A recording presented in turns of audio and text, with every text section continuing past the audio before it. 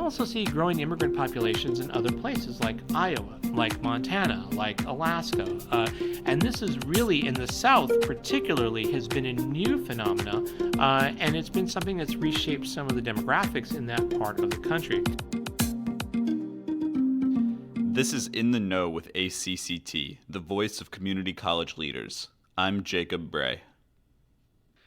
On this episode of In the Know, we spoke with Mark Hugo Lopez, Pew's Director of Global Migration and Demography Research. If you're not familiar with Pew, they conduct research on a wide range of topics from U.S. politics and policy to science and society. We talked to Mark about what community colleges need to be aware of in regard to changing demographics. All right, welcome back to In the Know with ACCT. I am here with Mark Hugo Lopez from Pew, David Connor from ACCT, and Colleen Allen, also from ACCT. And today, our primary topic is diversity. And David, do you want to run down the basics? Yeah, well, so we're actually here at the Governance Leadership Institute for New Trustees, and Mark Hugo Lopez just gave a presentation on diversity and demographic trends throughout the United States. And so obviously we're speaking about that in the context of higher education and specifically community colleges. This is what trustees and presidents and other college leaders need to know. So Mark, I think the sensible starting place is to ask you, what is diversity and also equity and inclusivity? What do those mean from the perspective of your work, your research? Well, there's a number of different ways we can look at that. If we look at data from the U.S. Census Bureau, for example, that describes the U.S. population, there are many different ways to think about how the U.S. population differs and how today it is different than it was in the past. And that might be one way that we think about diversity. The U.S., for example, on its racial and ethnic dimension, is a different place than it was, say, in the 1960s. Back then, about 85% of the U.S. population then was white, non-Hispanic. Today, that share is more like about 65%. So you can see how the nation's changed as the number of Hispanics, the number of Asians particularly, has grown and now make up a larger share of the U.S. population overall. Meanwhile, the share that's black has remained around the same over the course of these many years, about 12 to 13%. But this changing demography of the country is one way in which you might think about diversity. There are many other ways, of course, as well. So, for example, what about the role of immigration? Much of the diversity of the country in recent years in terms of race and ethnicity has really been driven by the arrival of immigrants and their U.S.-born children who are now coming of age and themselves having children. That arrival of immigrants, about 59 million people, by the way, since 1965, has really reshaped the nation's racial and ethnic composition. But there's other ways to think about diversity as well. What about the ways in which people identify their gender? What about the ways in which people think about their own origins or their own ethnic identity? All of these are different ways in which we might think about diversity. What about religious diversity? What about other forms of diversity, like even political points of view? Those are all different ways that one might think about this. But in all honesty, the Census Bureau's data limits us in what we can say, and usually that's around characteristics which are observable, things like race, gender, origins in terms of immigration, et cetera. So I mentioned to you before we started this conversation on mic that last year we spoke with Dr. Darian Pollard from Montgomery College about similar issues, and you're speaking from the data perspective, and she was speaking as a college president. Something that was interesting, speaking to the nuance of what diversity means, was that she actually she's from Chicago, and she is an African-American woman. She went to college in Iowa, and she said really the most, culturally, the most unsettling thing, maybe the most, the thing she was least accustomed to was the rural aspect of it, because there was so much corn. I just came back from Iowa, there's so much corn. But I think even in Iowa, it's interesting. We've had people on among our membership who have said to us in the past that, we go for diversity, but our community is not that diverse. Meanwhile, I just recently found out from one of our members that I think his niece is transgender in Nebraska, and all of this stuff. So demography is changing significantly from just the observable diversity that you're talking about. With all that in mind, how would you suggest that colleges throughout the country sort of prepare themselves to be inclusive and make everybody feel welcome, no matter who they are, whether they're the only person or not? Well, the Pew Research Center, we're a nonpartisan, non-advocacy organization, so I'm unable to make any recommendations about policy or what folks might be able to do. I do think, though, that naturally, as the new generation of young people coming of age, enter into the potential pool of students and or candidates for admission to particular institutions, I think you will find that there will be naturally an increase in diversity.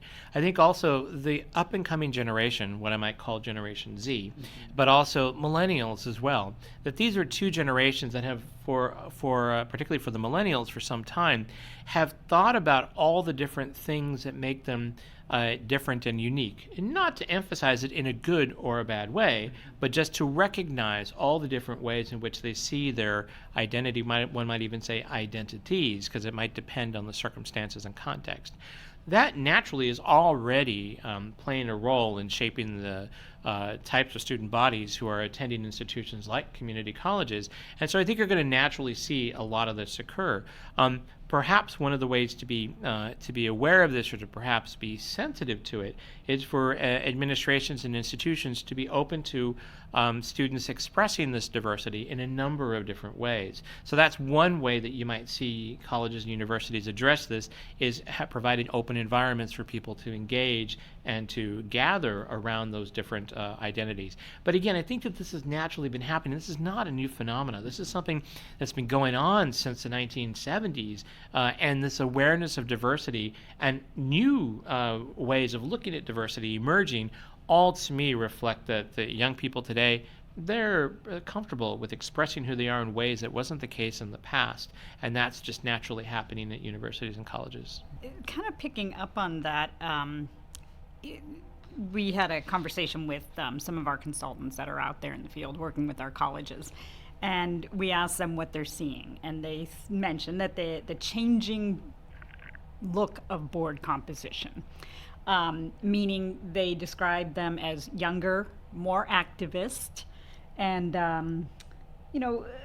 just bringing new ideas to the boardroom that has caused some conflict in places because of generational aspects.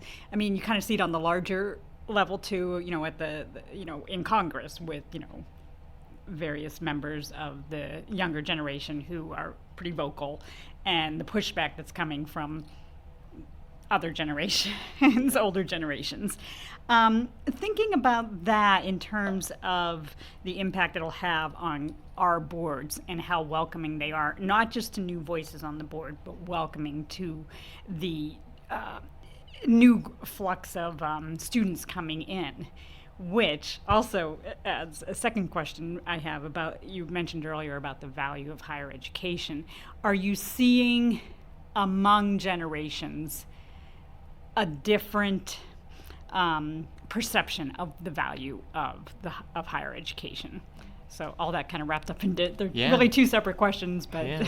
No, but those are great. Those are really, really great questions. First, about the diversification of boards. This is part of, I think, of a broader trend in the U.S. When you take a look at the generations that are diverse, and generations, by the way, is really just a really rough construct for how we describe a country. So when I'm thinking about generations here, I'm thinking about people who might be boomers or millennials, or what we call Gen Zers, people who are like 21 years of age, or 6 to 21 would be the Gen Z category. However, when we think about these groups, one of the things I think that's very interesting is the younger the generation you look at, the more diverse, at least along racial and ethnic lines, that particular generation is.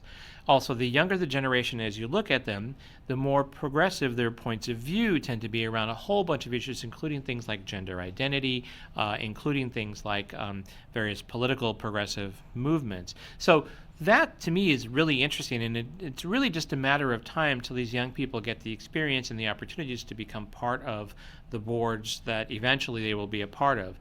But there is a pretty significant difference in the generations. Boomers look very different racially and ethnically than Gen Zers. And it's also interesting when you talk about, for example, as a side example, the Hispanic vote. People talk about the Latino vote growing and becoming more and more important. It has, but also Hispanics continue to vote at rates that are below those of other groups. Part of the reason for that is because they're so young. So every year about 1 million young Latinos come of age, and they're shaping and reshaping that particular electorate. But the median age for the Hispanic population in the United States is about 28 years. For white non-Hispanics, it's about 42. So that gives you some sense of how big of a gap there is, and that it'll take time for some of these generations to naturally enter into positions like board positions. Even so, millennials, the front edge of millennials are already entering their 40s. So we're starting to see millennials enter into a lot of these positions and perhaps begin to reshape the way in which American boards think about their interactions with different segments of the U.S. economy. The other question, I don't remember your other question. It was about perceptions of higher education. I know Yes. we had talked a little bit about that, if it's a generational viewpoint or, that's what I'm getting at. So when we take a look at the value of higher education, while there isn't necessarily a generational difference in the views of the value of education, one of the things we do see is a racial and ethnic difference. So, for example, Hispanics and blacks are more likely to say that all levels of education, college education, are pathways that can lead to better paying jobs. So that's only one way to think about it, but that's one thing that we've asked about in our surveys. More so than whites are likely to say that. So that is, I think, an interesting difference. Now, for Hispanics and for blacks, our surveys at the Pew Research Center of young people have long shown that they and their parents value a college education more so than white young people or the parents of white young people. So that, to me, is also very interesting that we've seen this difference in viewpoint, generally speaking, over the course of the last 10 years or so. Even so, I think you'll find that most Americans, when you ask them, do you think a 4-year degree, a 2-year degree, a professional degree prepares a young person for a well-paying job in today's economy, you'll find majorities of Americans say that. However, the share that say it about 2-year colleges is lower than the share that says it about 4-year colleges. Interesting. I was listening to a story last night on the radio of, this was a high school college counselor, and somewhere in the Midwest, and she's first generation herself, and she had a student that was in the top 10% of her class, and she wasn't applying to college, and she said, "Why aren't you applying?" And she said, the young woman burst into tears and said, "Because my family can't afford it. She's undocumented." Anyways, she informed her that I think they were in Illinois. In Illinois, you can still get in-state tuition even if you're undocumented. And but she said the young woman was so upset because she and her family valued the education so much, but it was just unreachable for her. So I think it's interesting, though, that there has been I don't even know if it's a decline or just that it's not on par with blacks and Hispanics in terms of how whites value it. Well, one of your participants in the conference did raise exactly this question and made the following observation, that for some groups, the value of a college education may be important because it's something that's not quite as common. But when you take a look at some other groups, you might find groups for which a college education is quite the norm, that the value of a college education isn't quite seen in much the same way. So that may be why for whites, a smaller share say that it's an important way to get a high-paying job compared with Hispanics and blacks who have a higher share that say it's an important way to get a job. Maybe a little bit about status, maybe a little bit about the experience, maybe a little bit about just the share of people who have such degrees among those groups. So you're talking about how the diversity, as you get younger and younger with the generations, it's increased more and more, and the acceptance of diversity and value of diversity has increased more and more. And, we were just talking about how eventually those are the people who will be on boards. They'll have the opportunity to do that. Do you see any evidence that I guess through like an osmosis effect, has worked its way up to older generations, that they see this more diverse, younger population that value diversity? You think they're seeing that and saying, oh, maybe we need to be more open to that sort of thing? So while we don't have any hard evidence from surveys that look at this exactly, generally speaking, there does seem to be this growing awareness of the importance of diversity. Even among older generations, about half of Americans, for example, who are boomers, will say that diversity makes the United States a better society. For Gen Zers, that might be about 62, 65% or so that say that. But even so, Americans generally, no matter the generation, are more likely to say that diversity is important for the country compared with publics in other parts of the world. So in Europe, for example, publics there are less likely to say diversity makes their countries better. The U.S. really stands out in this way. The U.S. is also a country that has had a history of racial and ethnic diversity, arrival of immigrants, in a way that many other countries in the world haven't. As an example, we have 45 million people born in another country who live in the U.S. That makes up about 14% of the U.S. population, but no other country even comes close to the U.S. in terms of the size of its immigrant population, let alone immigrants and their children, let alone the intermarriage rates that we see among Americans compared to other countries. So this all suggests to me that attitudes towards and the views of diversity that Americans have to some extent spread or become a part of the ethos of being American, and also part of the viewpoints of different generations. Sure, not everybody says the same thing, and even among different generations, different shares say diversity is a good thing for the country. Even so, compared to elsewhere in the world, the U.S. looks different. Yeah. I think a few years ago you presented at our ACCT Leadership Congress, our big conference, and I recall that I think you just said 56 million people have immigrated to this country since 59 million since 1965, million. And that's out of a population of 326 million or so. Mm-hmm. Yeah. And I remember you were talking about immigration. So this is I'd like to think about this separately for a moment from diversity. And you showed immigration maps throughout the years. And I remember looking around at the audience and seeing a lot of, because your map showed that going back decades, there's always been a great deal of immigration. It was just from a lot of different countries, primarily European countries. And all that really changed was the origin. So thinking about immigration and diversity, is there a confluence between those, the perceptions of those phenomena and the way that they're responded to by the public? Do you do research on that? And projections, are there any projections about how we'll continue to change? Yeah, all great questions. So first, just a little bit of some facts about immigrants to the United States. So in 1965, the U.S. did change its laws around immigration and who could come to the U.S. The 1965 Immigration and Nationality Act really changed the way the U.S. admitted people compared to the past. So our current system of immigration really comes out of this 1965 law. But in 1965, with the change in that law and the elimination of quotas on different people coming from different parts of the world, for the most part, we started to see a more diverse group of people arrive in the U.S. than had been the case in the past. In the 19th century, it was largely Irish and German. In the early 20th century, it was largely Southern European, Italian, and Eastern European, Polish migration. Since 1965, half of all the 59 million immigrants who've arrived have been from Latin America. About another quarter have been from Asia. So together, these two places have really reshaped the demographics of immigrants arriving in the country. So today's immigrant population is of a very different set of origins than in the past. Now, these immigrants who have been in the United States for many years have had families here, and many of them have intermarried with people who were not immigrants. And so what we've seen is the growing racial and ethnic diversity of the country has been driven to a large extent by the growing racial and ethnic diversity of people arriving from other parts of the world. Without immigration, the U.S. population would have grown, but would have grown at a much slower pace.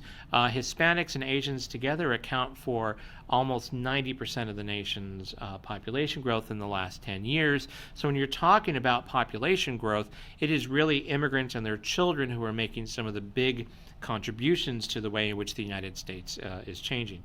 What else is interesting about this is, another important fact is, the nation's foreign-born population has dispersed around the country. So we oftentimes think about immigrants in places like California, Texas, Florida, Illinois, New York. Those are all very, very important destinations still for immigrants. Miami, for example, has a very high share of its population that's foreign-born. Almost half is born in another country.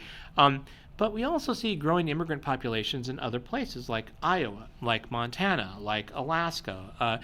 And this is really, in the South particularly, has been a new phenomena, and it's been something that's reshaped some of the demographics in that part of the country.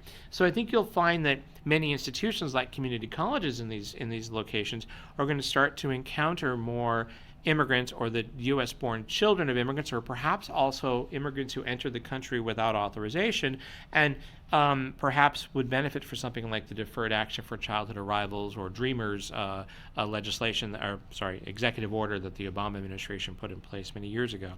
How is this affecting the attitudes and viewpoints that Americans have about diversity? Well, first let's talk about immigrants. Since the 1990s, Americans' views about immigrants have changed. They have become more of the view that immigrants strengthen our country than of the view that immigrants are a burden to our country. So we've seen a growing share. In fact, the numbers have virtually reversed from the mid-90s. In the mid-90s, 2/3 of Americans would have said immigrants were a burden to our country because they take jobs, housing, and health care. Today, 2/3 will say immigrants strengthen our country because of their hard work and talents. That is a reversal from where we were. And it is also a trend that is one of the sharpest trends of countries around the world. Not everybody around the world sees immigrants as a strength to their countries. In fact, many places are more likely to see them as a burden than a strength. That's a major change in viewpoints about immigrants. Now, I wonder whether or not our surveys are picking up an adult population that is now large, that has got a large foreign-born component, and the children of immigrant parents. That may be helping to shape some of the points of view of Americans. But also that because immigrants have also brought diversity in terms of race and ethnicity, Americans have also been growing to the point of view that diversity is good for the country. As we talked about a little bit earlier, majority of Americans say that diversity makes the United States a better place to live. And that is distinct from what we see in other countries around the world. So I think immigrants and the arrival of so many immigrants has done a lot to reshape the nation's demographics, and also Americans' viewpoints about diversity and immigration have also changed. Now, I'm not to say that it's all roses. The U.S. continues to have a number of challenges when it comes to immigration and views of immigrants. Some point to particularly the environment today with comments about, for example, Mexican immigrants and what Mexican immigrants bring to the U.S. That comments like that from President Trump have had an impact on the viewpoints of Americans about immigrants. Now, we haven't quite picked it up, but certainly not all Americans see immigrants as a strength for the country, and it's a significant minority, about 30%, who say they burden the country with because they take jobs, housing, and health care.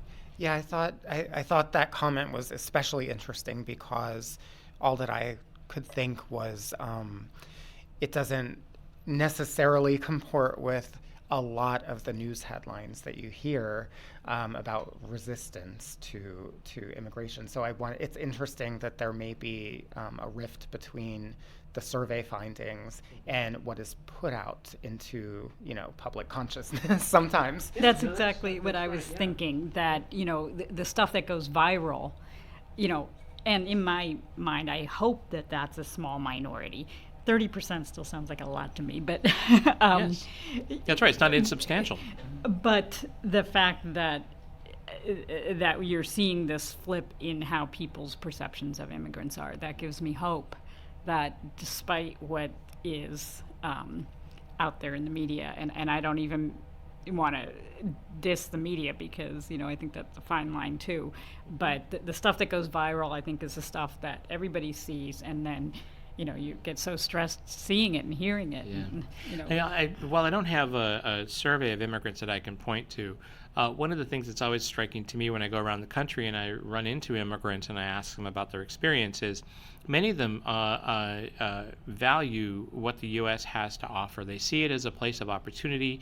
They wouldn't go back to their home countries. Their children are really growing up as American young children, and many parents will lament that their children play too many video games, which I think is interesting. But the interesting part about all this, I think, is that many immigrants who've decided to stay would do it again if they had to. In fact, some of our survey questions of Hispanics and of Asians indicate that the majority of immigrants from those two parts, from Latin America or from Asia, who are in the United States, would do it again if they had to. Now, of course, those who may say they didn't want to do it again have left the country, but even so, among those who are here, there is a real belief that the U.S. has given them opportunity. So it's interesting to me, all the conversations we're having, but it is also distinctive that the U.S. Public has been moving in a direction of seeing immigrants in the long run, 20 years, as more of a strength than a burden to the country. I was initially surprised when you said that, based on some of what we hear today. But thinking about it, I'm a millennial, so I have a pretty specific set of channels through which I receive news, and it does seem to me like that makes sense. And I hope that what other people around the country are hearing is that this an anti-immigrant sentiment is really coming from a few very specific channels, and channels that aren't entertained by a huge group of people, which makes that statistic make more sense. Yeah, with that in mind, and to your point earlier, Colleen, we have community colleges, as you know, serve everyone. Open access, anybody may walk through the doors. ACCT supports and always has supported the DREAM Act, and we have heard of students who have withdrawn, even if it means just stopping out, dropping out, whatever, because of concerns about their immigration status, including young people who have been here pretty much all of their lives. So you mentioned the census earlier, and I wonder about if you have any insights into how the census may affect lots of different things. Public perception may affect perhaps people seeking education, all of that stuff. I'll just throw that all on you. Good luck. Thank you. And the worry about the census, too, in my opinion, is all the talk about some of the changes they want to might dissuade some people from responding to it, which of course ends up affecting our whole political process. Yeah, so first let's talk about what's happening with the census, because I do think that there's a lot of things that perhaps are still up in the air, some things that have been decided, and even if we had a different president, we still would have had a number of big changes to the census. It was already underway during the Obama years. So what will make the census different? The Census 2020 is the first time the U.S. is going to do the census online. You'll have an opportunity to enter your census information online. The Census Bureau will send you a card which will have a code on it, which will give you a chance to go online and to enter your information for yourself. This is the first time the U.S. is doing this. Second thing that's unique about this is that the U.S. is going to be changing the way it asks about race and ethnicity. It's going to be allowing whites and blacks for the first time to indicate their origin. So in the past, whenever you saw the question for Hispanics, the first question would be, are you Hispanic or Latino? And if so, what's your origin? Are you Mexican? Are you Cuban? Are you Dominican? Are you Puerto Rican? That's going to be done for everybody. So for whites, you'll be asked, if you mark that you're white, you'll be asked, well, what's your origin? Are you Irish? Are you German? Are you Swedish? For blacks, it'll be, are you Jamaican? Are you Nigerian? Are you Ethiopian? So you will have for the first time the ability to see what this will look like for the entire country in a census.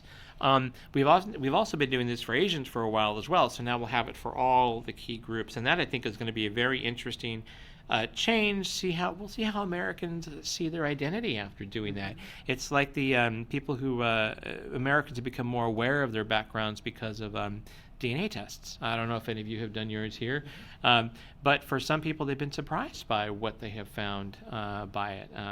So those are two big changes. There are other changes as well for the census, including one that is focused on using administrative records to fill parts of the census where people didn't respond. So we'll see what happens around that, and also how the Census Bureau goes to follow up with people who don't respond. That'll also be very interesting to see what happens. Some new things may be underway there too. One thing that did not get implemented is the creation of a special category in race. Sorry, we shouldn't call it special. A category for those who are of Middle Eastern or North African descent. There has been a movement to have that as a separate category on the census race question. The Census Bureau is not going to implement that. The U.S. government decided not to do that. So that's an example of one change. Now, there's been a lot of conversation about adding the question about citizenship to the census. At the moment, that's not going to be added, but I don't know how things might change, so there still might be some big change there.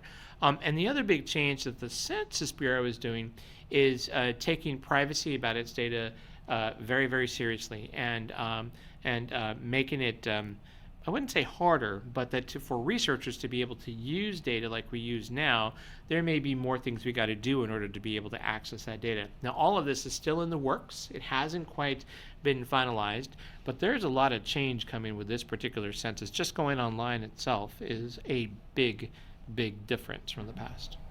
The origin is interesting to me, especially among the Asians, because we had two guys at the symposium a couple of years ago, and they were questioned about the breakdown on data. And there's a perception that all Asians do very well in higher education. Yes. And they said they didn't have it broken out, but they knew that some, like Cambodians and other groups in the minor areas, were not doing as well as the students. So that's pretty interesting that you're going to be able to get that kind of data. We'll be able to get that more so than we have with other data sources. Now, the Census Bureau has asked on some of its other surveys, like the American Community Survey, for people to indicate their ancestry. So that's been something that's been on there for a while. But this will be the first time we have it for the entire country in a required survey. That is, everybody has to fill out the census. And what you just talked about, though, is really interesting. There is a growing sense that we need to disaggregate data even more than we have.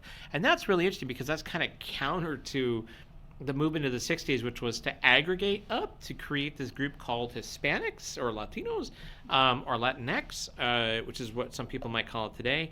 And now we want to disaggregate, and many scholars in the Asian American community have been the leaders in this to disaggregate, because the model minority myth has really shaped how people see Asians generally, but not everybody is the same.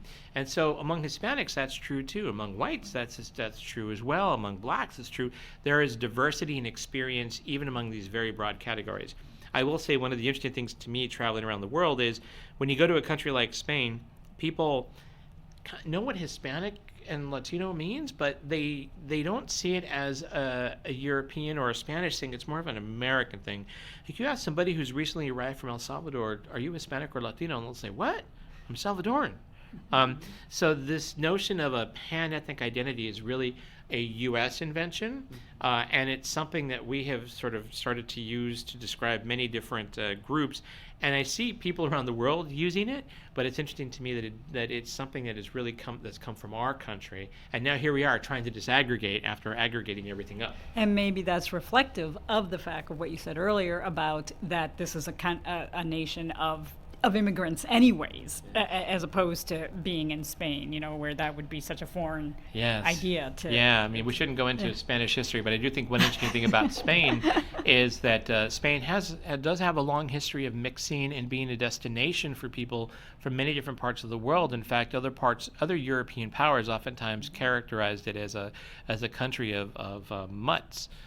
because it was a country that had so much mixing from North Africa, from all around the Mediterranean, et cetera. Anyway, that's a whole other digress, yeah. story for another day. Happy to do a podcast on that someday. I think it's fascinating, though. I mean, just generally speaking, not to get too far into a tangent, but I think it's really interesting because these new insights, DNA testing, for example, may be the best example.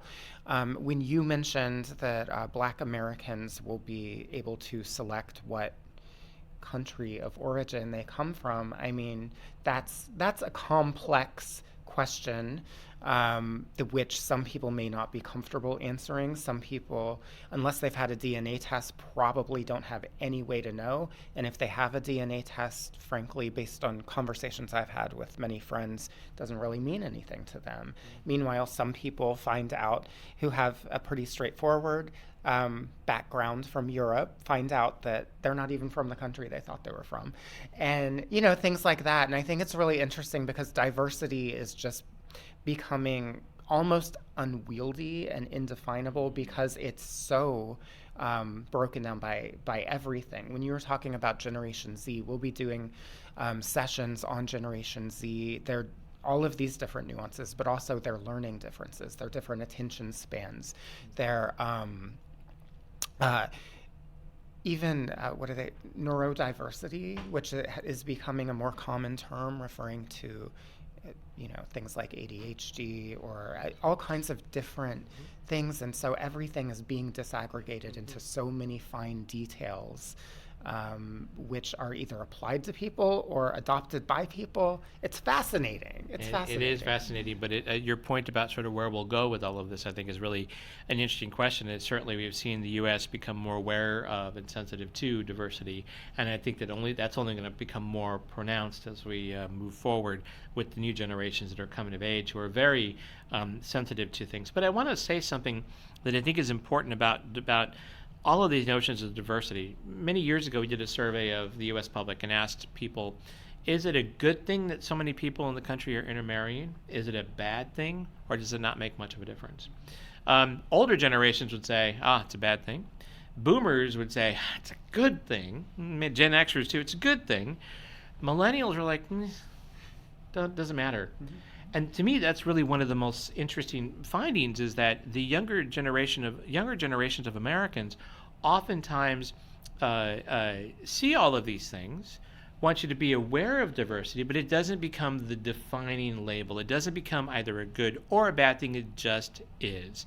And so I wonder where we're going to go as we talk about diversity, what all of these additional dimensions of diversity might mean for the nation as a whole and how we see ourselves as a country. Could it be that we have a collective, doesn't matter? Or will this be a series of rallying points, such as you start to have more ethnic holidays in cities like Puerto Rican Day in New York City, or St. Patrick's Day in Chicago, or celebrating the Cinco de Mayo in Los Angeles? Will all of this become more pronounced, or will it just become something that becomes just, okay, yeah, great?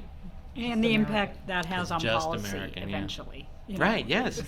But these are all really, I think, important and interesting components of the U.S. experience and what we're documenting at Pew Research on how Americans see diversity. Well, great. So with that in mind, where can people go to find out even more about all of this and maybe some more focused looks at these different aspects? Well, we've done a lot of work on all of these topics, but everything is on our website, and that's www.pewresearch.org, and that's spelled PEWRESEARCH.org. There you'll find that there's opportunities to sign up for our newsletters and also to follow us on Twitter, which is a great way to see many of the things that we have released, because every day we're releasing new stuff. If you enjoyed this episode, please remember to subscribe so you're notified when we release new episodes. If you have ideas for future episodes, don't hesitate to get in touch. I can be reached directly at jbray@acct.org. Thanks for listening. We'll see you next week.